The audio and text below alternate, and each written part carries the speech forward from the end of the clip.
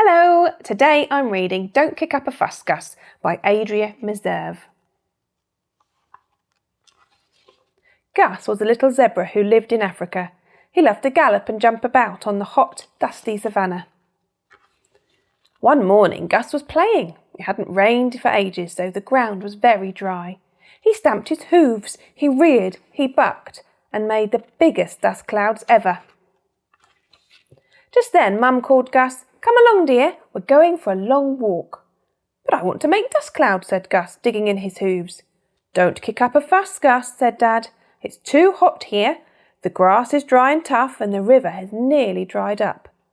Before Gus could say anything more, his family had trotted off to join the rest of the herd. They walked along a riverbank and through a forest. "Walk nose to tail," Mum told Gus. "No galloping off on your own," said Dad. "Walking is boring," moaned Gus. "I want to go home." Dad sang Five Little Zebras with Gus. Gus's family did their best to make the journey fun. Mum sang, "Here we go round the acacia tree." And when Gus got bored of singing, Grandma played I Spy. "Are we nearly there yet?" asked Gus. "We're much closer," said Grandpa. "Let's play Count the Mongooses." But then they got stuck in a traffic jam. They waited and waited and waited to cross a bridge.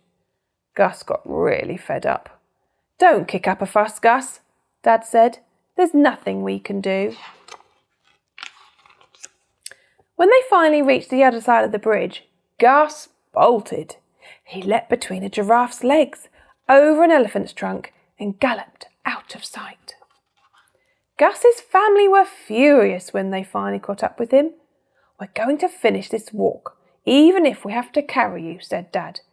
"Don't kick up a fuss, Gus." But Gus wasn't going to give in just yet. He kicked up the biggest fuss ever. But eventually, Gus wore himself out. "If you've quite finished, we'll carry on," said Dad. "We need to catch up with the others." Mum gently pushed Gus along as they continued on their journey. "No more fussing," she said. At last they stopped and rested for the night. "It will all seem better in the morning," said Mum, nuzzling his mane.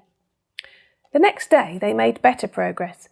Gus knew there was no point in kicking up a fuss. They crossed a river, trekked up and down a mountain, and finally reached the top of a ridge. From there they could see a lush green valley before them. "We're nearly there," cried Mum, and pointed at something glistening in the distance. Gus joined the other zebras as they bounded down the hill, leapt off the grassy bank, and landed in the waterhole. Gus thought it was wonderful. He hoped he'd never have to leave this place. Gus jumped off rocks, dived into plunge pools, and swooshed down waterfalls. He made the biggest waves ever. "We're all getting wet," cried Gus's dad.